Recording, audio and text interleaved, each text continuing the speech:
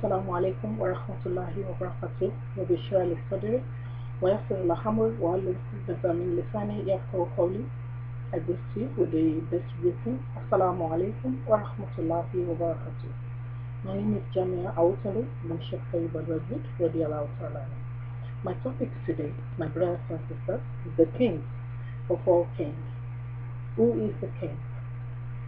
Well, in the world, we have some people, in some areas they are chosen by people, in some areas they have to do elections, to choose kings, and in some countries, what they do is, they have families that are, the royal family, like in Africa, we have royal families, where they choose them, or consult the oracles, to know who the king is.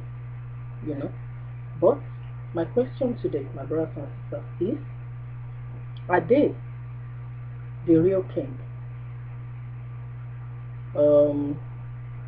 Let's go to the to one of the verses in the Holy Quran that says, "He, God, created the heavens and the earth for truth." Verse 39 to 5. And again, it is He who created the night and the day, and the sun and the moon. My brothers and sisters, Allah God brings the sun from the east and takes it from the west.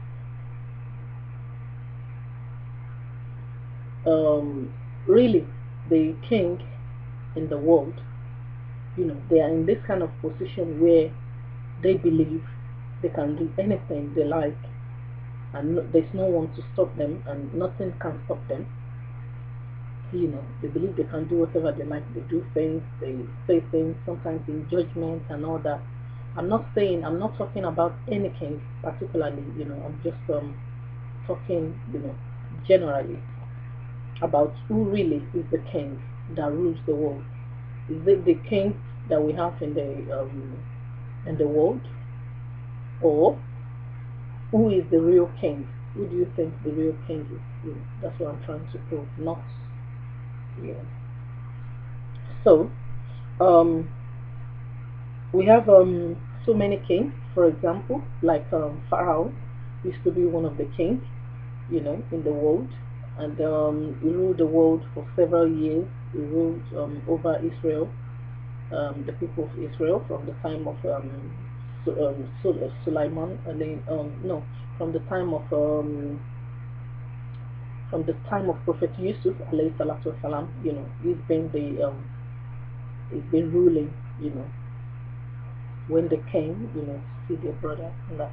So since then they've been there, so they've been with Pharaoh, and they've been praying because they've been humiliated after the death of Yusuf. So many things happened to them, so. And the story of Yusuf alayhi salatu wasalam is a very big story on its own, so that's not where I'm going. I'm just talking about Pharaoh as a king, or what he did. And Allah subhanahu wa ta'ala showed himself to him, by sending Moses. He heard about it. Allah sent a messenger. May Allah be pleased with Prophet Moses alayhi salatu wasalam. Allah sent a message to him, Pharaoh, that he knows about Moses, that Moses is coming. So for several years he killed a lot of babies, all because Moses is coming, so that he can kill him, so he won't take over, he won't take his people, all the slaves from him, so he killed a lot of people, really.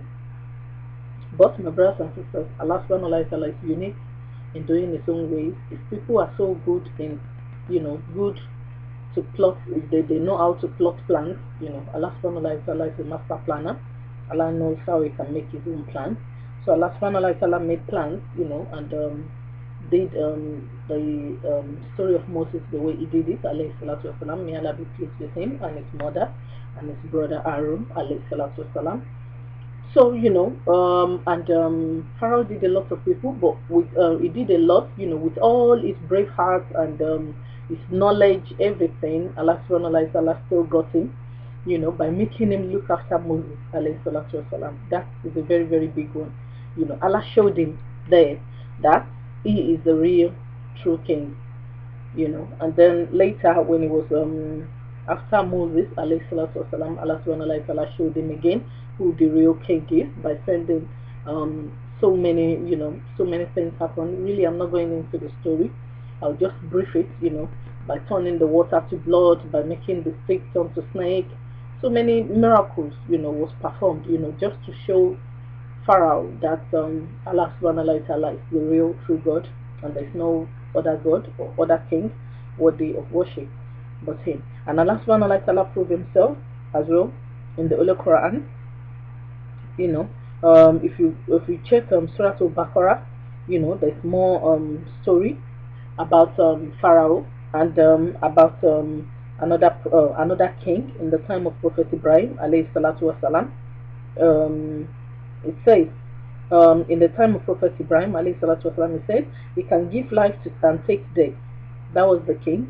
He was so proud, and then Prophet Ibrahim told him that Allah brings the sun from the east and takes it back from the west, because he said he can give life as well and take life by killing some people and leaving some people. And Prophet Ibrahim alayhi salatu wasalam told him again that his own God that he is talking about is in Surah. This story is in Surah Al-Baqarah. Prophet Ibrahim alayhi salatu wasalam told him about his own God that he's talking about, that his own God, Allah subhanahu wa ta'ala, brings sun from the east and takes it back from the west. Then he was quiet because he couldn't do that. And Allah showed him who the king is. So later at the time, it was a fly went in it. That's how Allah subhanahu wa ta'ala got him. A fly went into his nostrils, and he told people to hit his head. When they hit his head, the fly will stop flapping, and again when they stop hitting his head, the fly will start flapping again. Hit him. When they stop, the fly moves again. You can check this story, the story of the king in the time of Prophet Ibrahim alayhi salatu wasalam. It's in Surah Al-Baqarah. Then the story of Pharaoh as well. You can check Surah Al-Taha. It's briefly in Surah Al-Baqarah as well, but you check Surah Al-Taha, you see a lot of more information about the story in Surah Al-Taha. Allah made him to look after Moses. He grew up in his palace. Allah subhanahu wa ta'ala did this. To see more about that, check Surah Al-Taha. And Allah subhanahu wa ta'ala showed himself to them again, narrated by Abu Huraira. May Allah be pleased with him. You can check this surah in Quran 35 to 41.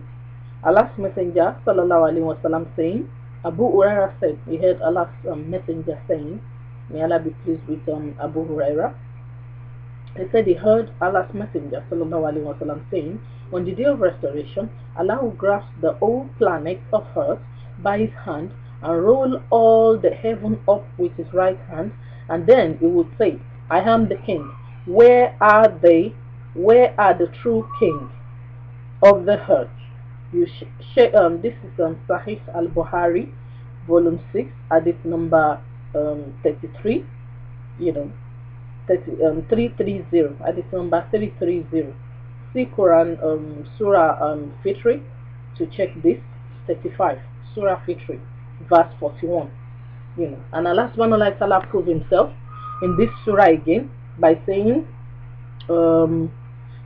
did you think that we had created you just without any purpose, and that you would not be returned to us in the hereafter?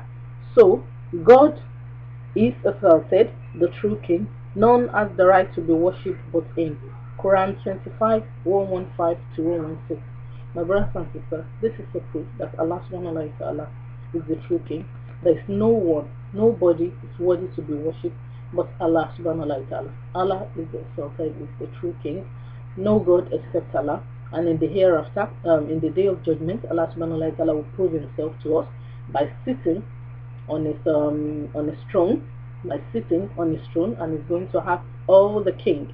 If you're a king, I beg you, in the name of Allah, watch what you do, watch what you say. Know that Allah subhanahu wa ta'ala is watching you. Everything is being recorded, and Allah subhanahu wa ta'ala will not forget or leave anything out. Allah is going to ask you everything about everybody, including the smallest thing that lives in your town or your country. I thank you very much for listening. I'm still your sister, Jamia Autule, Munshek Salibalwaji, Odiallahu Salami. I thank you very much for listening. Salamu alaikum. God bless you.